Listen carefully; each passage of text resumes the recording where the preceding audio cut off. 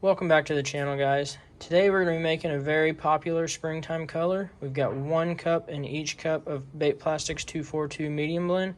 We're going to get these cooked up, microwaved, and we'll meet you right back for the color build. So we are back, got our plastic all cooked up. We're going to be making a fire craw pattern today. For the top side, we're going to be using red.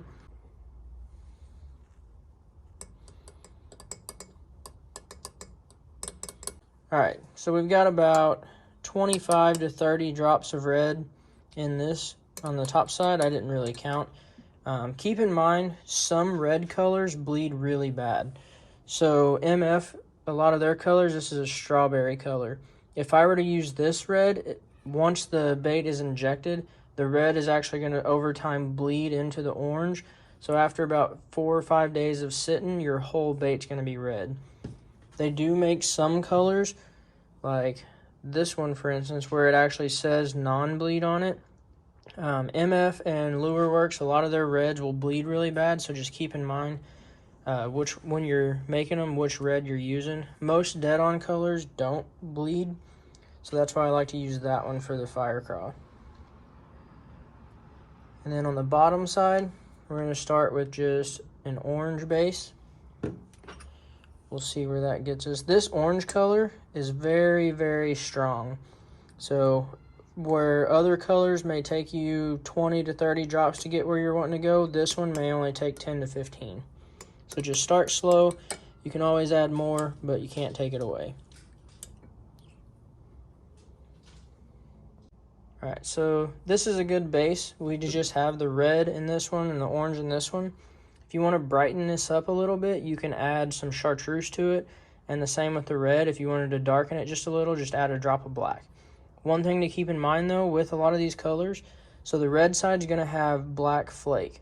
Black flake will actually make the color look darker than it is. So what I recommend you doing is add all your flake before you start making any changes to really fine-tune it, and I'll show you what I'm talking about. For the black flake, I'm actually going to add 3 different sizes. We have the .062, .040, and .015. I like to add a little bit of each size flake just to kind of give it that little bit of texture. We're going to start with the .062. I'm going to add a 1/16 teaspoon to that. For the .040, I'm also going to stick with the 1/16. And then for the .015, I'm going to use the 1/16 teaspoon, but I'm only going to add about 3/4 of a scoop. And we'll see where that gets us.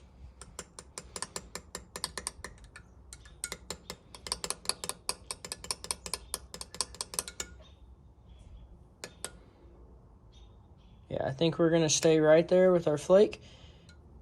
I like that color red, so I think we're going to leave it as it is. And then it's time to get some flake on the bottom side. For the bottom, I'm going to add some .015 red and some .030 orange.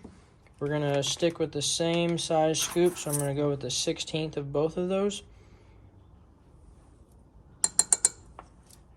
I don't put as much flake in the orange color as I do the red.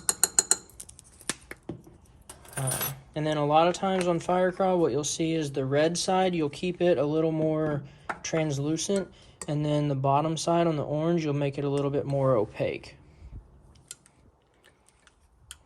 I'm gonna have to throw these back in the microwave. It's getting pretty cold and starting to cool off too fast.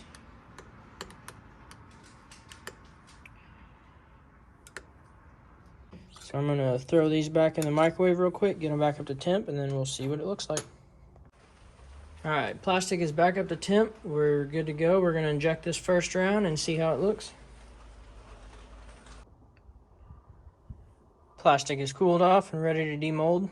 One thing I wanted to show you on this mold, you'll notice how the plastic actually vents out the side. So the way the air vents are set up on this mold, they actually vent right out the side so the plastic will shoot out.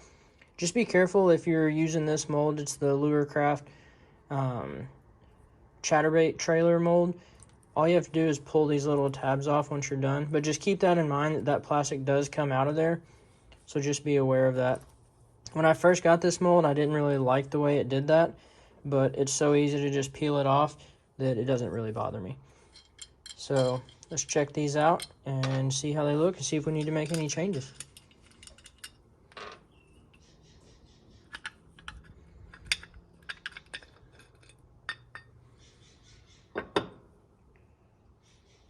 And there we have it. I don't think I'm going to change anything.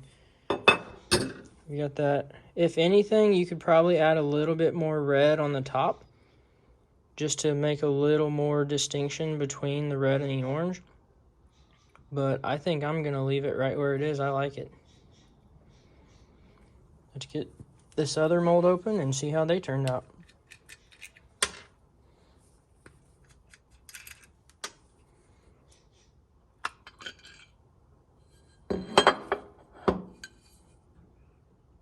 You see that nice red top with the black flake. And then the orange bellies.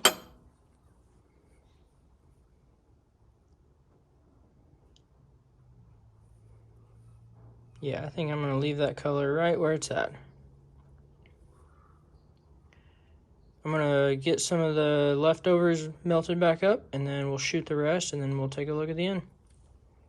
Alright, so we remelted all that leftover plastic. We ended up getting 3 full runs.